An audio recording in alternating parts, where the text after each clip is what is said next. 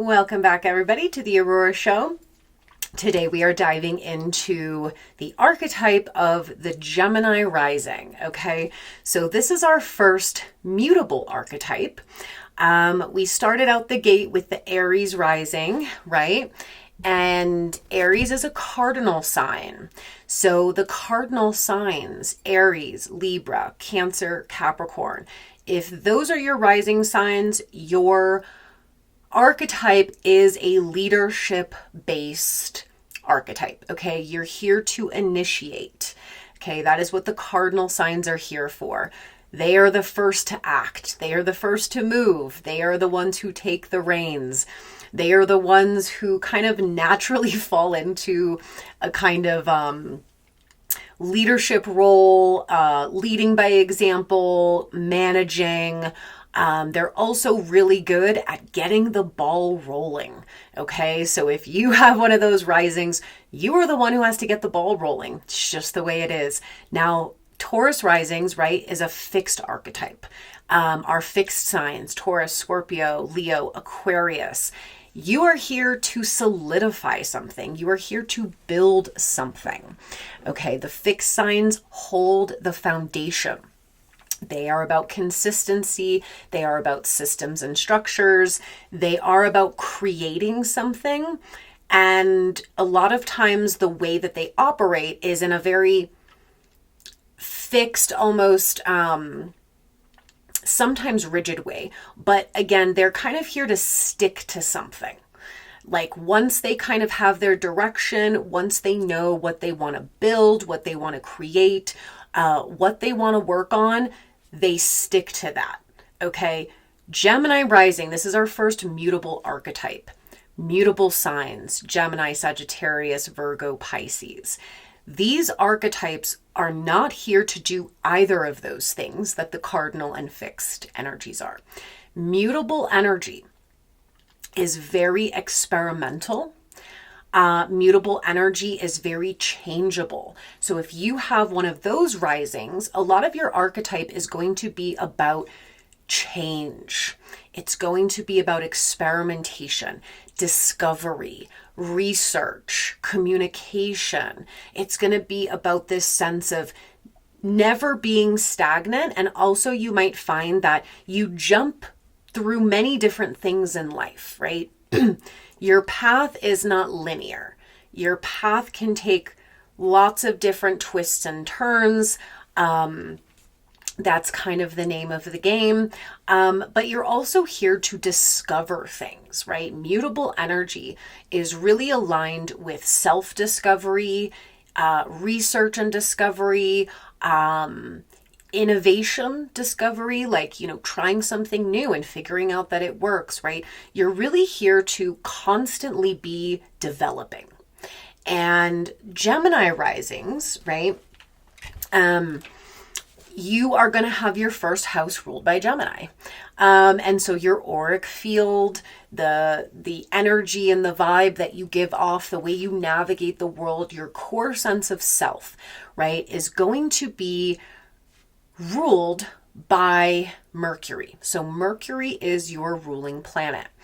And Mercury, of course, has a dual rulership. Again, almost every sign has, or planet rules multiple signs. So Mercury rules Gemini and Virgo. These are our communication signs. Okay, now Gemini, if we think about its archetype of the twins, right? It's a dual. I don't use the word mind. I know that some people interpret the mind in a different way. Obviously, I interpret the mind as programming, linear thinking, over logical. There's a lot of conditionings that happen with the mind, right? So I'd like for us to think of Mercury and Gemini specifically as the mental body itself, right? So this has a lot to do with the gut-brain axis, right? That has a lot to do with actually how our mental body functions. It is a circuit that flows from the brain, our mental processes, and the gut, right? Which they call the second brain. Gemini would be the brain. Virgo would be the gut. That is the axis here. And so what we're talking about as the archetype with Gemini rising is that you are here to be a messenger. You are here to deliver information. So I have all my examples, but these are some of the main themes that really emerge when we look at Gemini rising. So for one, your voice, whether that be verbally speaking, whether that be your voice in terms of writing, right? Writing, being an author, writing lyrics, verbally speaking, right? The things that you say are important. Your voice, your truth, your information is your archetype. You are the messenger. And so one of the things you have to realize with being the messenger, right? We have this phrase of like, don't shoot the messenger. I really see that with the Gemini Sagittarius axis, right? Because they are opposing signs, and they have, all the opposing signs have differences, but like I said, all these axes are going to come into balance. We can't have these wild polarities within the consciousness anymore. So the Gemini Sagittarius axis is very much the phrase, don't shoot the messenger, right? And so this happens in two ways. I would say it's don't shoot the messenger and don't shoot the message, right? So what I see happening a lot, Gemini risings, Sagittarius risings, right, is Gemini is the message. Sagittarius is like the messenger in a way. And so what can happen a lot is if somebody doesn't like the message, right, then they shoot the messenger, right? That's where we kind of get that phrase. It's something they don't want to hear. So if they don't like the message, they shoot the messenger. Now, I also see the reverse happening. When people don't like the messenger, they ignore the message. Both of these things are failings. This is a failure of human consciousness to be able to receive information and truth neutrally. We have this cognitive dissonance that occurs where, again, if we don't like the message, we attack the person. If we don't like the person, we ignore or attack the message. And this is why cognitive dissonance is such a big thing within the collective consciousness, right? Is because of that. And so we've entered this world where the things that everybody says has to be perfect, right? Said in this perfect way. It has to be palatable. It has to be politically correct. We have to dance around the truth to make it palatable. And then also we see the other side where the messenger themselves has to craft themselves into this perfect being in order to be heard and listened to, which doesn't make their message, by the way, any more truthful. But if they look the part and they play the part and they sound the part, everybody just eats it up. And so this is what the Gemini risings are going to have to learn and go through in terms of the evolving archetype, right?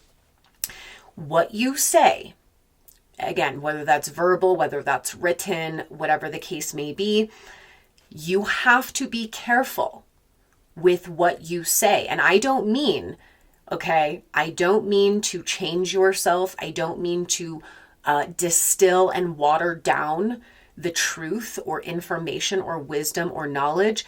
Don't do that. But what I do mean is that your voice is important. And so I think for Gemini risings, and of course, when we get to Sag risings, this will be important as well, is you have to get comfortable with people not liking the things that you say. You have to get comfortable with realizing that what you share out into the world will be heard, okay? Like every archetype, right? People are going to gravitate towards your archetype for a particular reason. You bring something to the collective that is essential. And so just like with my Aries risings, right? Everything you do is so in the face. Everybody sees it. It's so loud, right? So you have to be able to own that of like, yep, I'm loud. This part of my life is loud. What I'm doing is very obvious, very out there. You have to be okay with that, right? Taurus risings, you are seen for your beauty. You are seen for your business skills. You are here to build something. And that is what people are going to gravitate to you for. You have to maintain that sense of balance. You have to maintain that sense of groundedness, right? And for Gemini risings, you have to really develop your voice, and you also have to be very comfortable with realizing that everyone is going to fixate in a way on what you say, verbally, written, or otherwise, right? So your first house is Gemini, that twin energy, that dual energy. The reason that Gemini has this kind of twin, right, polarity essence is because the mental body has both the right hemisphere and the left hemisphere, right? In like kind of modern poppy astrology, right? They'll say that Geminis are two-faced. They'll say that Geminis are flip-floppers. They'll say that Geminis are contradictory. And all of that can be very true in the shadow. What you really want to develop is using both your left and right brain. That is what brings the wholeness of the brain. That is what brings the wholeness of the Gemini archetype. The left brain is logical, it's analytical, it's the absorbing and learning of information, facts, knowledge. It is the consuming, if you will, of information, right? In a very kind of linear, logical, strategic way. And it is also how we communicate. It is the words that we speak. It is how we communicate. It is what we are sharing. The right brain is intuitive. The right brain is the feminine brain. This is about blending logic and intuition. This is about blending imagination and feeling and the sixth sense with what is logical, of what makes sense. And the form of communication of the right brain is more telepathic. It's more about the feeling. It's the visual. It's the vibe that we're giving off. It's the tone. It's the frequency, right? And so you have to develop both of those things. And I think with Gemini risings, one of the reasons why they get the shadow energy and the stereotype of the flip-floppiness is because quite literally what's happening is at any given moment, the left or right brain is firing. And those are different personalities. Those are different ways of interpreting information. Those are different ways of communication. And so when the left and right brain is not coherent, they're not in balance, what happens is you get that bipolar effect. They're flipping from one to the other, which makes it seem like that they are two-faced, that they are bipolar, that they are flip-floppy. What's happening is at different times, their form of interpreting information and communicating is flipping from left to right brain. So what you want to do is bring those into balance so you don't have such a polarity, right?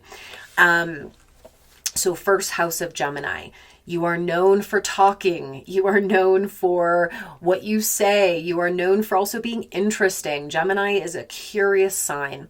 They are here for the mental stimulation of life, okay? So Gemini not only rules learning, communication, information, it also rules the local community, like your neighborhood. It's socializing, it's storytelling. You know, it's the art of communing with people, basically, social gatherings, chatting with people, storytelling. Gemini also loves hobbies. So if you're a Gemini rising, you also might find you need a lot of stimulation. That's the key word here. The mental body does require stimulation, right? We do want to, again, balance that out with right brain, with meditation, with quietness, with stillness. We can't always think of Gemini as a transmitter. They're transmitting in and they're transmitting out.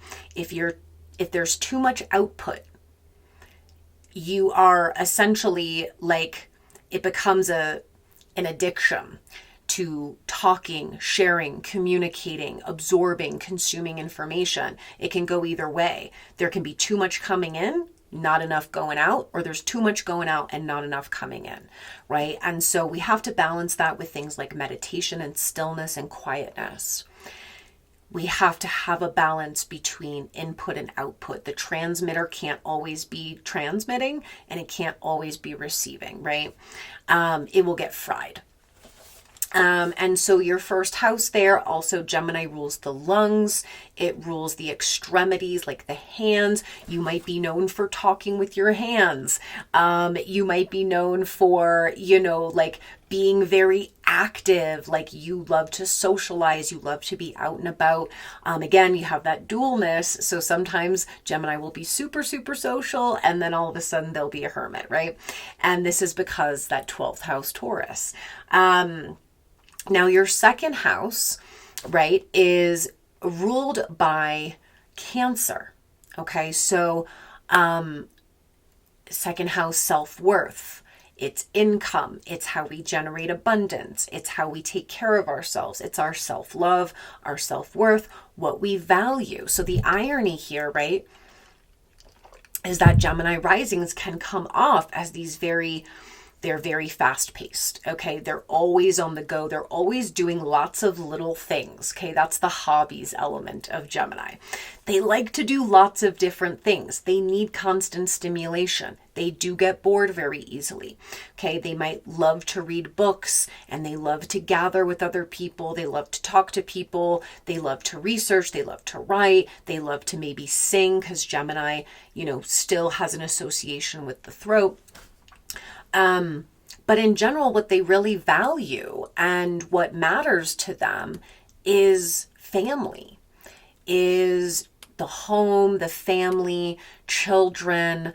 And so you also might find, interestingly enough, that one way to boost your abundance, one way to generate, right? And Cancer does rule money. It rules that flow, is to work in a family business, right? It could be, that you're really good with things like childcare, working with children. Gemini loves children. They're excited. They're stimulating. Like Geminis are little kids at heart, right? It could also be that the more that you care for yourself, the more you nurture yourself emotionally, right? The more you make sure you're taking care of your home life. Maybe it's also taking care of elderly, right? This gives you a greater sense of self-love and a greater sense of self-worth. When that is being taken care of, you will see the flow of abundance. You will feel more confident in your ability to manifest and generate things from that house. It's going to come down to self-regulation, emotional regulation, self-care. And like I said, some industries, that might be ruled by Cancer. Again, that could even be business, owning your own business, right? Cancer and Capricorn axis, very business oriented. It could be a family business. It could be that you create your own business, but you want to pass it on, right, to your children or whatnot. Like I said, it could be childcare. It could be elderly care. It could be working with families. It could be the food industry. Cancer provides nourishment, right? So it doesn't have to be any of those things, but my point is that second house is ruled by Cancer. And so those Cancerian themes are going to become very important. Now, your third house of communication, right? So like I said, you want to pinpoint your Mercury for one. Where is your Mercury located, right? This is where your voice is the most important. This is where you want to place the focus of your archetype, right?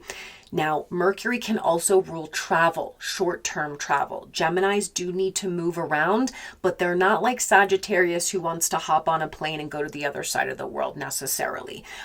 They can do that.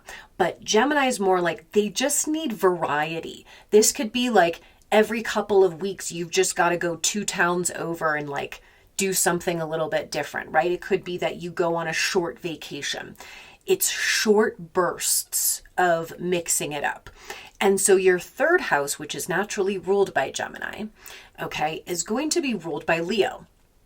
And this is where we get the loudness. Again, when we're talking about archetypes, right? We're looking at the ruling planet, like Aries rising ruled by Mars, Taurus rising ruled by Venus. You want to look at those houses because those are going to be huge areas of focus for you. But when you also look at the house in your chart that is ruled by that sign, you will see how that feeds into the archetype, right? Aries, they're ruled by the first house. So if you have a lot of planets there, right, your first house is just out there. It's just boom, this is who I am. This is my personality. This is what I'm here to do, right? Taurus rules the second house. So for Taurus risings, that second house of Gemini becomes very important. The third house for Gemini risings, very important. So if like you have a stack of planets there in the third house and you're Gemini rising, like it's a lot of Gemini style energy, right? So that third house ruled by Leo, this is where we get the kind of stereotypes and jokes about Gemini risings, right? That they're loud. They are literally, you draw so much attention for what you say, for what you put out there, for what you communicate. And again, what we can see here, shadow of Leo is drama, okay? The shadow of Leo is an attention seeker. They like drama. They're too over the top. They're almost like theatrically acting in circumstances that don't require it, right? They can just be doing a little too much, right? We love Leos for that, but that is the shadow. So you can be very dramatic in your communication style. Again, we get that flip-floppy, that bipolarness. But so people can also be like, oh, they're a drama starter. They're always gossip. Gossip is a deep, deep shadow of a Gemini rising. And of course, that Leo third house. You have to be careful with that. You want to be using your words for the highest. Okay? You want to be using your voice, your information, your truth, your storytelling. You guys are fucking fantastic storytellers. Like Gemini just has that gift. Again, Leo third house. They know how to create the drama of a story. They know how to communicate in a way that is just captivating. It like requires an audience, right? So you'll see a lot of Gemini risings who, in my examples, are performers, singers, comedians, people that are very known for their voice, okay? Do not engage in gossip, I'm telling you. It's going to completely taint the power of your voice. It's like the boy who cried wolf, right? When you tell a tall tale enough times, or, you kind of exaggerate the information, you create drama through your words, you gossip, or just kind of like stir the pot, it becomes then when you are speaking the truth, people aren't going to listen, right? And so that's why I said with the archetype here, it's not about dulling yourself down. Don't do that. You're not meant to, right? Leo third house, you are meant to shine. You are meant to be seen and heard. That is like the light of your life, right? You are captivating. You are funny. You are energetic. People gravitate towards that for a reason. But you do have to be careful about the way that you're using your words. Otherwise, your truth and your message will fall on deaf ears. It will not be heard, and we don't want that. We need you to be heard, right? Now, your fourth house, right? First angular house, this is the sense of where you come from. This is your childhood. This is your sense of lineage and family, your sense of security and safety and comfort. This is actually ruled by Virgo, which is very interesting. So Virgo being the other sign that is ruled by Mercury. So, but Virgo, growing up with a Virgo fourth house, you might have had a parent that was a little bit neurotic. There might have been a lot of criticism, nitpickiness, Maybe you really struggle. Again, that takes us back to that second house of self-worth, which is ruled by Cancer. And so let's say, typically when you grow up, you get that nurturing, you get that love, that warmth, that care from the family, specifically the mother. But if you didn't receive that, that's why the second house is struggling, ruled by Cancer, because you're going to have to mother yourself. You are going to have to give yourself the love and the nurturing and the care that you did not receive. Now, if you did receive it, then fantastic. But if you didn't, that's why you have to take care of that second house of Cancer, right? So fourth house Virgo, here's another thing, okay? You need to keep your home clean, organized, minimalist, because a fourth house, Virgo ruled, you are going to be very sensitive to environments. So again, we kind of get the Gemini-esque, which they're always on the go. They're always busy. They've always got something going on, okay? Gemini is one of those ones like they are going to have to pencil you in, okay, to their calendar, because they always have a lot going on. They're like little fairies. They're always somewhere doing something, right? And so sometimes what can happen is you kind of let the home front fall to the wayside because you're always out and about, always something going on. But a Virgo fourth house, you're going to be very sensitive to environment. The less cluttered your environment, the more you will be able to think clearly. And that is important for you. The more you will have clarity, you will have a clear mental body. Again, gut-brain axis here, right?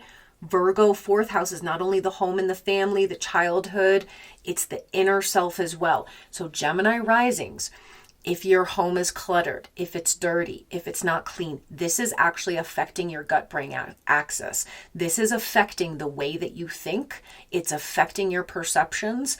It's affecting your mental body. This could create mental fog, confusion, scatteredness, misperceiving of things. So keep your house clean. Minimalize, whatever, be a minimalist. Okay, you don't want a lot of stuff. You already got a lot going on. The more organized, the more clear the space, the better. Also for your health and wellness. Your gut is very important. Gemini risings, you actually might do best with doing regular detoxes, regular cleanses. Be very careful of ingesting too many things, right? Too many heavy processed food, too much alcohol, too many whatever recreational substances you might enjoy. Just monitor that, okay? Taking care of your gut will be very important. Virgo prefers simple meals. Less ingredients is better. And also good veggies, fruits, veggies, like things that are just high in minerals and antioxidants, not very heavy food, not a lot of processed food. Take care of your gut. I'm telling you, this brain will be so clear and working so well that left-right brain connection will really come in when the environment is clear and when the inside is clear, right? Fifth house of your joy, your passions, your creative expressions is in Libra. Love this for you. You are very creative people. Okay. Again, Libra loves to bond with others, have relationships. Libra's the vibes. Libra is the harmony, the peace, the love. They are lovers. They love aesthetics. So you might actually, as part of your creative passion, part of something that really lights you up, is part of your creative expression, could be your fashion. You might be seen as kind of like an interesting fashion person because you're willing to experiment with new things. You love to dress in certain ways and kind of, again, Gemini risings need lots of stimulation, lots of change. Maybe you love to change up your outfits and your hair and what you're wearing and what you're doing. Like that is the vibe for you. You also will do really well with anything aesthetically based. That could be also a good creative outlet for you. Anything that's aesthetic, anything that creates beauty, art. A lot of you might be really drawn to some sort of art, right? Your 6th house of daily routines, wellness, is in Scorpio. So this kind of links up here with the 4th house ruled by Virgo. Your health and wellness is so essential. Okay, wherever Scorpio falls in the chart, that's typically where we have intensity. And we also tend to have to do deep dives there. It's a deep transformational process. Okay, so 6th house, there's an intensity on a day-to-day basis. Now, what Scorpio likes to do is a fixed sign. Dive into something and be able to give it 110%. Okay, they need that. Okay, they need to sink their teeth into something. They need to bond with something. They need to be able to pour their emotional energy into something. So for 6th house peeps with Scorpio there, that is your job, your daily routine, your daily work, how you're taking care of your health. So let me start here. Take care of your health and wellness, especially in the sacral region. Okay, this is kind of like my Taurus risings who have their 5th house in Virgo. That's the sacral house. Virgo requires a lot of detoxing, again, health and wellness. So not only keeping your gut clean, be very careful, okay, with your sacral energy, okay? So healing the sacral for masculine and feminine. Doing a lot of healing work in this area is going to mean really diving into transforming pain, traumas, wounds, fears. Those will end up manifesting as physical symptoms in the 6th house if you do not do the internal healing work. Okay, this again is I'm gonna keep going back to that Cancer 2nd house. Nurture yourself, take care of your emotions. Geminis are not known necessarily for their emotions, but they can be very emotional. You have to take care of that. You have to do the healing work. Also, your daily work, the things you're doing on a daily basis, you want to do that with consistency and maybe a little bit of intensity. Like I mentioned, some of the jobs that can come through 2nd house Cancer. 6th house Scorpio, you might be really good at psychology, right? You know all about the brain. You know all about the way people think, and what they say is not what they mean. You read people very well. You might do really well in psychology. You would do really well with anything that is helping people with their mental health, healing from really traumatic shit. Like you are somebody who can walk people through that. But in terms of your day-to-day routines, stick to something. You've got to have some sort of structure, some sort of daily routine that you can really pour into. That will help keep your energy stable. That will help the transformation process as well. 7th house Sagittarius. Y'all are runners. 7th house Sag, you are runners. You might find that, because Sagittarius above all values freedom. Gemini values freedom of thought and freedom of speech. Okay, they want to learn whatever they can. They want access to all the information. They want to say whatever they want to say. Okay, like First Amendment babies.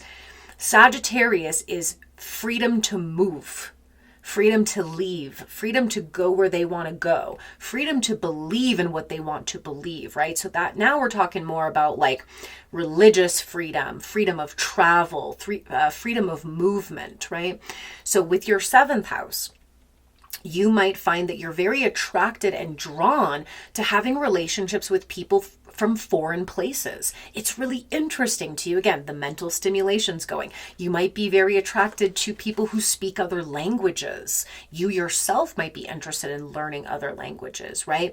But you might be a runner, okay? So when relationships get a little bit too close, a little bit too intimate, again, if the wounds come up, right, that you didn't receive the nurturing, the care in childhood. Virgo 4th house can be it's a little rough sometimes.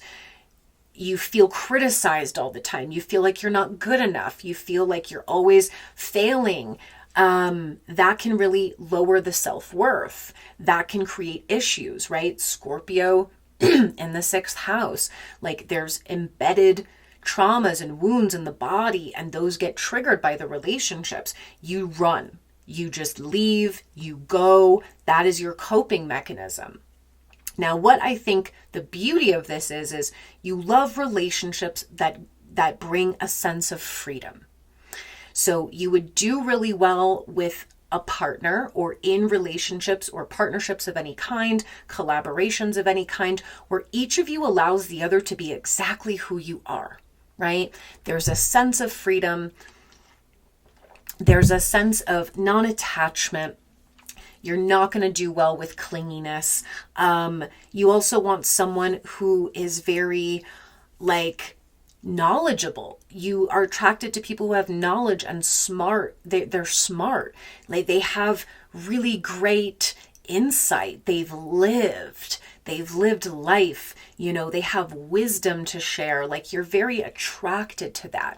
And so part of how you bond with others as well is about speaking truth, being passionate, sharing what you want to share. You might find a travel buddy. You might find someone who also loves to kind of explore and philosophize on topics that you're interested in. You are just going to be attracted to people that give you that kind of mental stimulation and freedom. Okay.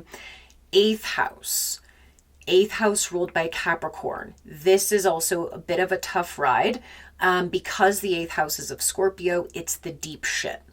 It's the power we have internally, because the 8th house holds a lot of power. That's the phoenix rising from the ashes. But the 8th house is also where we tend to go through the toughest internal battles in order to gain our power back, right? This is where we have to dive into the fears and the traumas and the wounds, right? Same with whatever house Scorpio lies in. This is what's buried deep inside. This is our psyche. This is our psychology.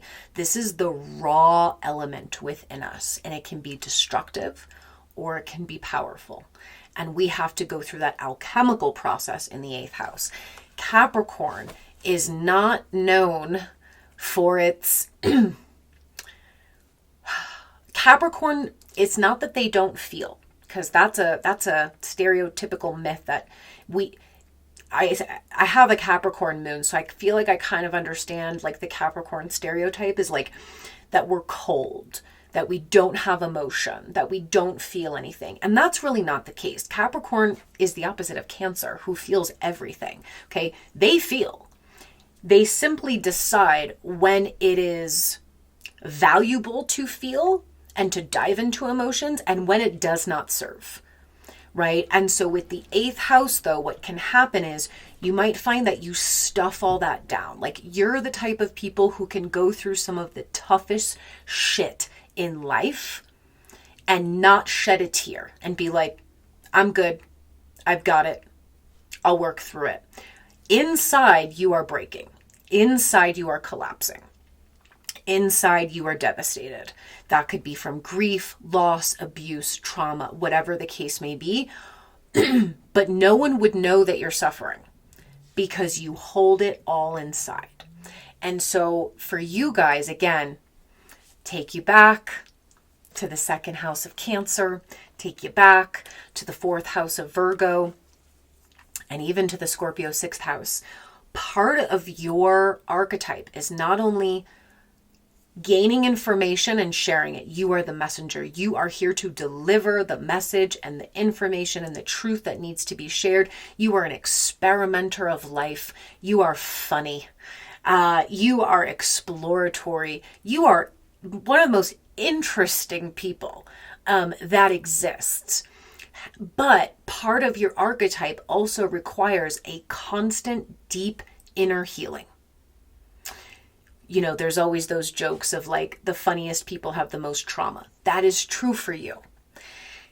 Turning the trauma into wisdom, turning the trauma into a story that you can tell others, that inspires them, that helps them heal, right? Being unafraid to dive into the dark, kind of nitty gritty parts of life and uncover what's there and tell people the truth. That is your power, but you've got to do the internal stuff. So 8th house Capricorn, you can suffer from addictions. Capricorn's a work hard, play hard sign, and they will work just as hard as they play hard. And that can result in the coping mechanism, which is addiction. That can also mean you are stuffing everything down, you are pretending you're fine, and you're not. So what you need to do is utilize the power of Capricorn there. You don't have to let it drown you, but you are going to work on it. You are going to heal that. You are a powerhouse. And use all of those strengths, right? The 9th house, Aquarius. Again, 9th house is the house of Sag. This is the global house. This is where you want to travel and learn and absorb, and you want to find a truth that's bigger than yourself. You want to find what you believe in. You want to find what drives you in the world. Aquarius is quirky, outside the box. I think you're a social revolutionary. I think that you bring ideas and knowledge and kind of these new perspectives of the world that really shake up the norm. Like, you care about the world. You are a true global humanitarian. And again, you might really value traveling, also just interacting with people that are very different from you. You have a way of kind of gathering intel from all parts of humanity, and then being able to share it, being able to utilize it for something. But you are a true kind of global humanitarian. And the 10th house then is ruled by Pisces. And this is a sticking point because, again, another angular house. What happens is, I think Pisces is a little mysterious, a little enigmatic. It's a little confusing. People misinterpret you. People don't really get it. So you're kind of seen as someone who's very empathetic, who deeply cares about people because you know what it's like to suffer. You know what it's like to have these deep traumas. You know what it's like to go through really tough shit. So you have the humor and you have the knowledge about it. But people kind of look at you, 10th house, they recognize you where they don't really get you. That you can come off as someone who's deeply caring and almost like this very sensitive, dreamy, artistic person, but they don't really get you. They misinterpret you, which is why I'm saying get very clear on what you're saying and how you're saying it. Have a coherent message. Be coherent internally. Your message will be coherent. There won't be any more confusion. That Pisces 10th house will draw people where they just are mesmerized by what you're saying. It makes them feel something. It draws to them like a poetry that just inspires, right? Now your 11th house will be ruled by Aries. 11th house is community, what you bring to the collective. It's your gifts and skills that set you apart from others. You're a trailblazer. You also might find like you're very social, but you don't have a lot of friends, and that is totally okay. Aries is kind of a solo writer, right? And so you might find that they're, again, Aries sometimes brings conflict. You might find you get a lot of conflict in your community or with friends. And again, this can happen from being misinterpreted, kind of maybe putting your foot in your mouth, saying something you shouldn't have said, like whatever the case may be. But just know that you are a trailblazer in your community. You are a trailblazer for the collective. A lot of your time is going to be doing things solo, and that is okay, but you do need to reconcile if there are conflicts happening with friends, community, people you're associated with, to just take accountability and figure out, again, how to kind of streamline and become more coherent in your archetype. 12th house, as I mentioned, 12th house needs to be integrated because it's the subconscious. And when the subconscious isn't integrated, we tend to express shadowly. 12th house Taurus. People don't know that you're actually secretly very grounded, that you're very in tune with your body. You're very in tune with the sensations and what's happening. You have kind of a sixth sense as well, for nature and for what's kind of happening in the ether. Like, again, you're a transmitter. You kind of subconsciously pick up what's going on with the earth, what's going on in nature. You can be very much kind of a a nature witch, if you will. But also the subconsciousness of it means you're not very aware of it, right? And so some of the shadows of Taurus is that you can be unaware how stubborn you are. You can be a little bit unaware of how fixated you are, and that you're unable to make changes, and that you're unable to let go of things. Like maybe you hold on to things a lot longer than you should.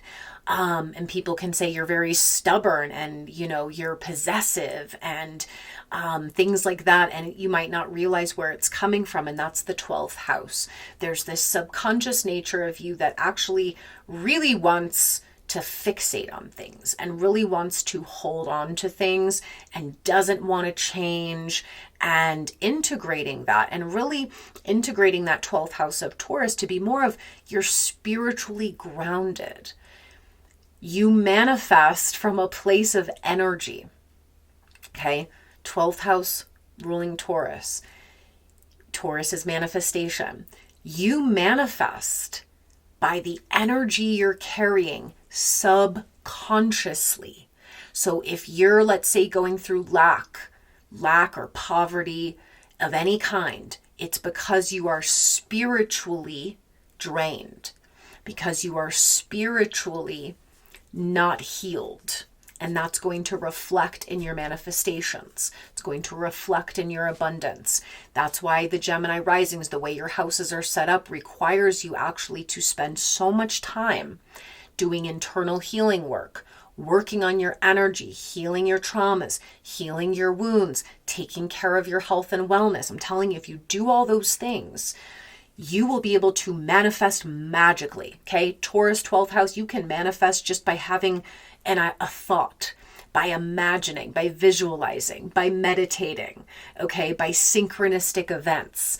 But it's going to match your internal energy, your spiritual energy. So if you are unaware and unconscious of what internal energy you're giving off, that's where the manifestations aren't matching, if you get what I mean. So that's where you have to spend time in solitude. Taurus does like solitude. That's where you have to get really grounded and rooted energetically and spiritually, and take care again of the body. That's a big theme for you guys. So let's go through some examples of some famous Gemini risings. Okay, the first couple that stood out to me were people that were actors or singers, okay? And so they were known for their voice, or they were known for what they say. They were known for their acting skills, right? Amy Winehouse, Charlie Sheen, Drew Barrymore. They all are Gemini risings. What are they also all known for? Addiction. So this is why I'm saying be careful, especially because, like I said, Virgo 4th house, keeping the gut clean. Don't ingest too many things. Capricorn 8th house, do not go down the road of addiction. Okay. It will become chronic. Capricorn, whatever they do, they're going to do it in an extreme. Okay. And they will take addiction to its own extreme. They will become functioning addicts. Okay. 8th house Capricorn, functioning addicts. But that doesn't mean it's working. Okay. Scorpio 6th house of health and wellness. Don't do it. Don't do it. Amy Winehouse, she was a 17-degree Gemini ascendant. 17 degrees, okay, is a Leo degree, okay? She was known for performing, for being a singer, right? Leo is performance, it's acting, it's dancers, it's performers, it's singers, right? She was known for that. And again, Gemini, her voice, she had a very unique voice. Her Mercury, her ruling planet, was at 23 degrees Virgo. 23 degrees is an Aquarius degree. So again, she was different. She was unique. The sound that she sung, her lyrics, she was very unique for her time period. This was all in the 5th house of Leo, performance, singer, fame, right? This is what she was known for. She also had her North Node in Gemini in the 1st house. Okay, 1st house.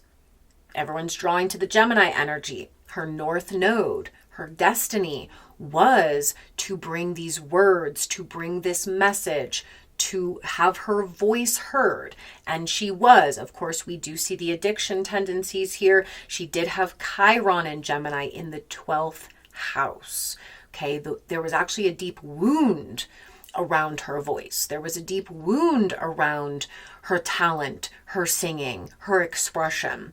Okay, and so she probably had a lot of insecurities, especially with Mercury and Virgo. It's a very perfectionism type of thing. I think she might have suffered from never feeling good enough, not feeling like it was perfect enough. You know, Virgo can kind of eat itself alive with criticism there. She also had Sun in Virgo in the 5th house. So there, I get the sense of a lot of deep kind of insecurity, a lot of self-hatred possibly. And Chiron in the 12th house, it was a spiritual wound here. And Gemini being, you know, the throat, the lungs, right? And we see it with Charlie Sheen. He was a 1 degree Gemini rising, an Aries degree. Very out there, very fucking bold. You know, it's Charlie Sheen. His Mercury was in Leo. Okay. Yeah. He was known for being quite outlandish, saying some crazy shit. Okay. Like we all remember like his era where it's not funny, but when he was in his total drug-filled days, he said some wild fucking shit. Funny, but wild. Okay. Mercury, 23 degrees Leo. That's also an Aquarius degree. Okay. Same as Amy Winehouse. He was off the wall. He said, and Leo is over the top. He said outlandish shit. 4th house, home and family, his internal state, right? He's very funny. He's very kind of one of a kind he was a great actor, right? He was famous for many movies, many TV shows, right? He had this humor, he had this charisma, he was known for it. He was a little out there, right? I also find it funny that in the 4th house, right, a lot of those leaks, if you will, of things he was saying, crazy shit that, you know, he was expressing, he was at his home, doing interviews, tweeting, putting things out from his home. He never left his home. He basically created like a drug den in his house, right? It's very 4th house coded. He was also a North Node Gemini in the 1st house. His North Node was at 8 degrees, a Scorpio degree. He was meant to be seen for his words, for his acting, for his expressions. And, you know, he was. Drew Barrymore was also a Gemini rising. So we see those patterns. A lot of other singers, Mick Jagger, Garth Brooks, Bruce Springsteen, Gemini risings. Again, your voice, what you say, what you write. This could lead to acting. This could lead to authorship. This could be in modern day podcasters, media hosts, broadcasters, etc. Storytellers. You're going to be known for that. Now we have some other examples of like a comedian, Rosie O'Donnell. She's a 22 degree Gemini rising, the kill or be killed degree. We know that Rosie O'Donnell has been very controversial in her time. She's kind of an activist, a comedian. She is very blunt. She says stuff. Okay, that 22 degrees is a Capricorn degree. It's called the kill or be killed degree. It's potent. She kind of goes for the jugular, right? That's what she's known for. Her Mercury, though, is in Pisces at 9 degrees. 9 degrees is a Sagittarius degree. Remember, blunt truth, raw, a little rude. Truthful, but a little rude. Crude, in your face, loud. That's Sagittarius degree in Pisces. So again, a lot of people kind of misunderstand what she says. Like with Gemini risings, remember your 10th house is ruled by Pisces. So where you're recognized, right? Where your public image, if you will, is very Piscean. Remember, Pisces is a dual sign as well, the two fishes. People might love you and they might hate you. You might be a saint one day and a villain the next. That's kind of goes with the Gemini rising, right?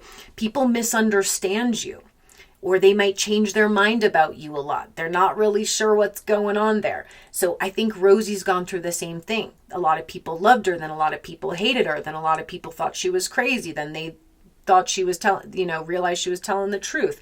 That Mercury in Pisces, that's where the activism kind of comes from. She speaks out a lot about injustices and about things that are going on in the world. She's obviously very sensitive. I think she's very empathic. And the 9 degrees is a Sag degree, so it's just loud. It's blunt, it's truthful, it's bold, right? And her Mercury is actually in her 10th house. So that's what she was known for. And in her comedy days, that's what she was known for too. She was a chameleon. She could act anything, and she was funny and humorous, right? That's her 10th house. She also has her Mars in Pisces in the 10th house. So again, she's seen for she's done a lot of different things, right? Pisces is very chameleon. They're very imaginative, very creative. She also has Jupiter at 29 degrees Aquarius, 10th house, huge activism, philanthropy, humanitarianism. She also has Chiron in Pisces in the 10th house, conjunct her Mercury. This is where the love and hate comes from. People called her crazy and a conspiracy theorist, and she's batshit, right? But there was a wound for her around her voice and around what she's saying and being misinterpreted. Edward Snowden was talking about him today. Shout out to some of these heroes that never got the recognition. Edward Snowden, Julian Assange, heroes in my book.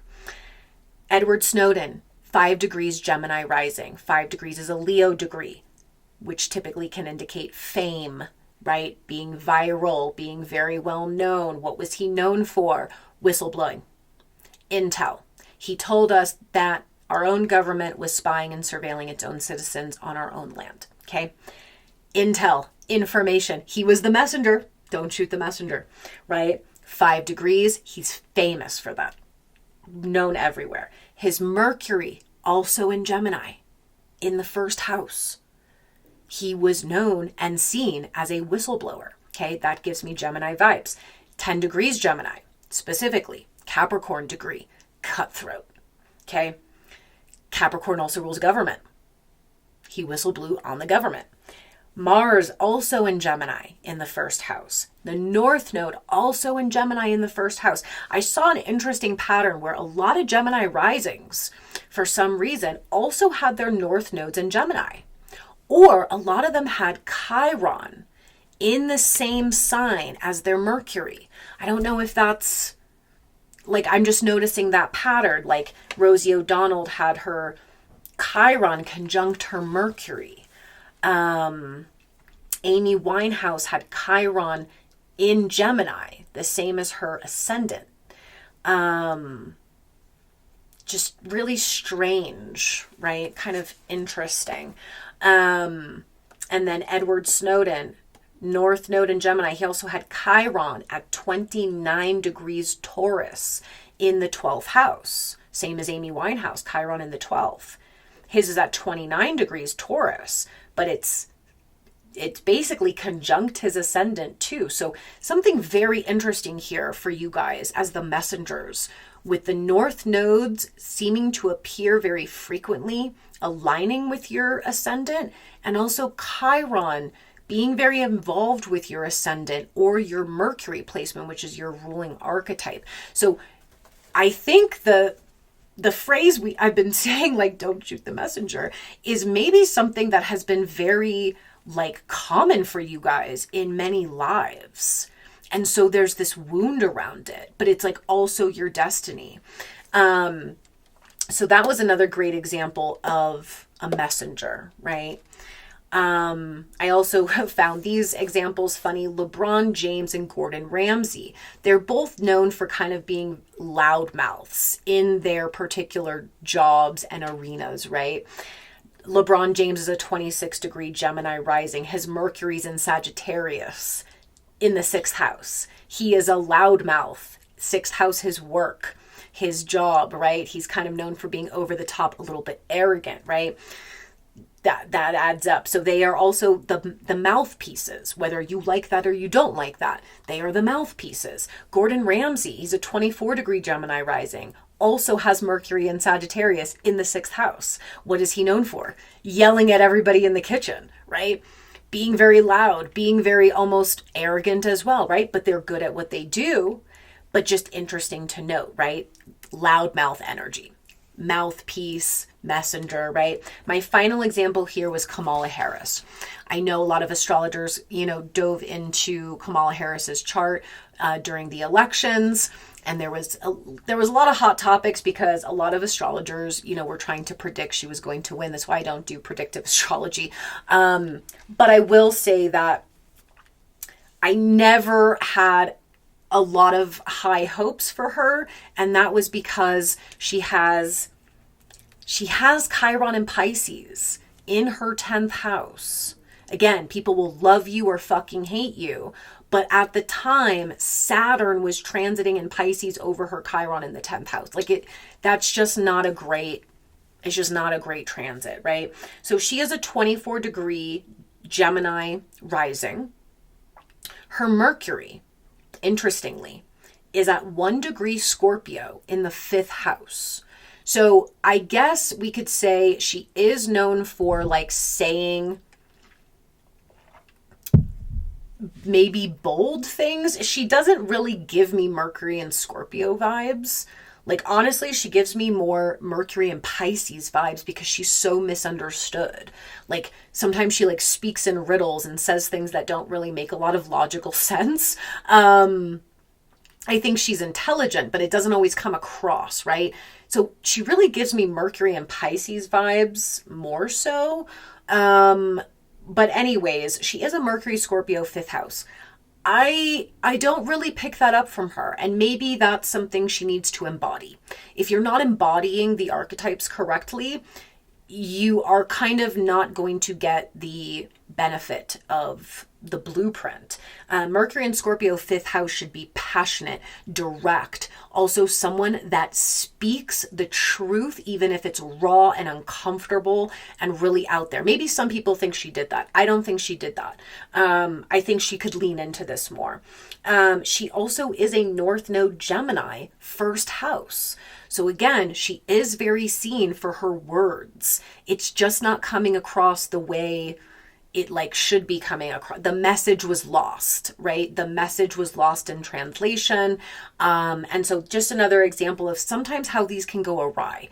When it's not being used correctly, this is where you get, it's not living up to its blueprint. It's not being used in the highest. We're seeing the shadow in many ways. So that is for my Gemini risings. So study your Mercuries, do that deep dive healing, take care of your guts, take care of your body, take care of your energy bodies. And then you guys really have the power of the voice. You can manifest so many things serendipitously, magically, and a lot of the ways you will manifest too is to speak and to write and to be heard and to be the messengers that we need in the world. So love you to all my Gemini risings, and I'll be back soon with our Cancer risings.